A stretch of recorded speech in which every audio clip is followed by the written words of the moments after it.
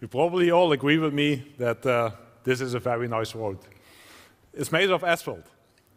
And asphalt is a very nice material to drive on. But not always. Especially not on these days as today, when it's raining a lot, then you can have a lot of splash water in the asphalt. And especially if you then ride with your bicycle and pass these cars, then that's not very nice. Also, asphalt can create a lot of noise. It's a noisy material. And if we produce roads, like in the Netherlands, very close to cities, then we would like a silent road. The solution for that is to make roads out of porous asphalt. Porous asphalt material that we use now in most of the highways in the Netherlands. It has pores, and water can just drain through it. So all the rainwater will flow away to the side, and you have a road easy to drive on. So no splash water anymore. Also, the noise will disappear in these pores. Because it's very hollow, all the noise will disappear, so it's a very silent road. It also has disadvantages, of course. And the disadvantage of this road is that raveling can occur. What is raveling? You see that in this road, that the stones at the surface come off.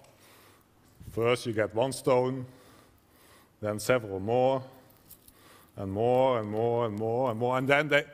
I will not do that. But they can damage your windshield. So you're not happy with that. And finally, this raveling can also lead to more and more damage. Sometimes you can create potholes with that.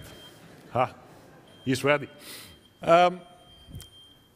Potholes, of course, that can become a problem. But we have a solution. Here you see actually how the damage appears in this material. It's a porous asphalt, like I said, so you have only a small amount of binder between the stones. Due to weathering, due to UV light, due to oxidation, this binder, this bitumen, the glue between the aggregates is going to shrink. And if it shrinks, it gets micro cracks and it delaminates from the aggregates. And then if you drive over the road, you take out the aggregates, what we just saw here. To solve this problem, we are sort of self-healing materials. If we can make this material self-healing, then probably we have a solution. So what we can do is use steel wool just to clean pans. And this steel wool we can cut in very small pieces. And these very small pieces we can mix through the bitumen. So then you have asphalt with very small pieces of steel wool in it. Then you need a machine like you see here that you can use for cooking. Induction machine. Induction can heat, especially steel, it's very good in that. Then what you do is you heat up the steel, you melt the bitumen, and the bitumen will flow into these micro cracks, and the stones are again fixed to the surface. Today I use a microwave because I cannot take the big induction machine here on the stage, so microwave is a similar system.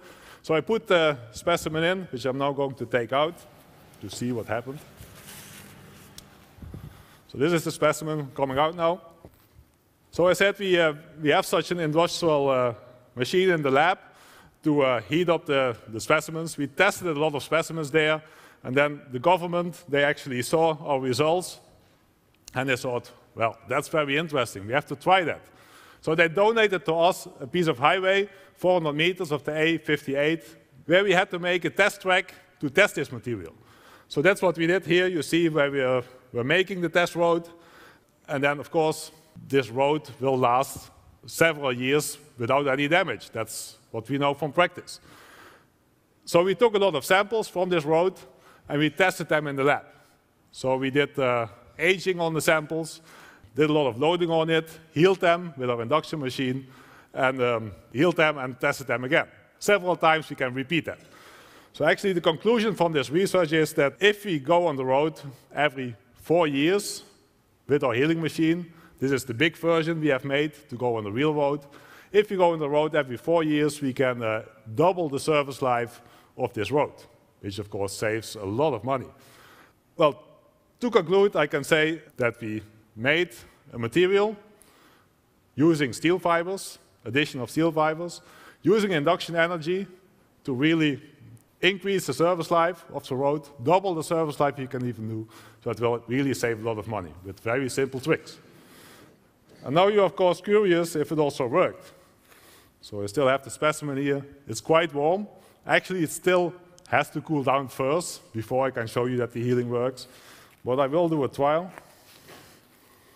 Let's see. Yeah, it worked. Thank you.